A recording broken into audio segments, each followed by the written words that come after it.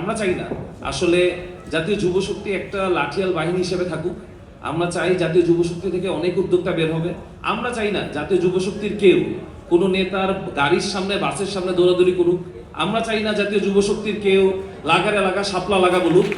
আমরা সবসময় চাই যে বাংলাদেশের সার্বভৌমত্ব যেন কিছু ব্যবসায়ীর হাতে বন্দী না থাকে। তো আপনি বারবারই কি কাজ করতেছেন? আপনি বাংলাদেশে নতুন নতুন অলিগারদের ঠিকা নিয়ে বসতেছেন।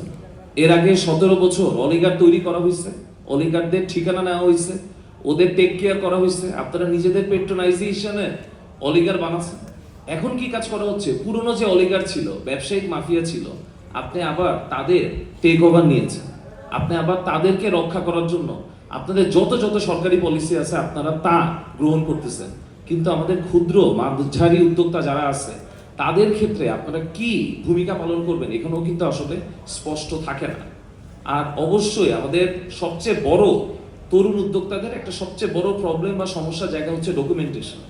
আপনি একটা কাগজ বের করতে গেলে, আপনার লিগাল ইস্যুগুলো বের করতে গেলে, আপনার ব্যবসায় উন্মাদনা বলেন, আপনার ব্যবসায় থিঙ্কিং লেভেলে 80-90% খরচ হয় আপনি এই যে ডকুমেন্টেশন, লিগাল ইস্যু, এই জিনিসগুলোকে আপনি সলভ করতে। তো এইটাকে যতদিন পর্যন্ত সহজ না করা যাবে ততদিন পর্যন্ত দেখবেন এটা একটা চক্রে আবদ্ধ হয়ে থাকবে।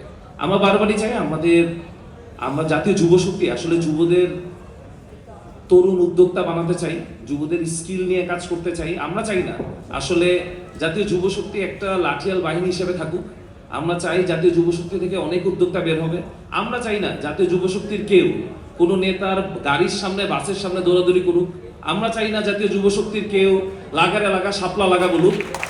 আমরা চাই জাতীয় যুব শক্তি, জাতীয় নাগরিক পার্টি থেকে আমাদের প্রত্যেকটা কর্মী তারা অর্থনৈতিকভাবে নিজেরা স্বাবলম্বী হোক, অন্যকে স্বাবলম্বী করতে সহায়তা করুক এবং নিজেদের একটা সুন্দর অর্থনৈতিক ব্যবস্থা তারা নিশ্চিত করুক।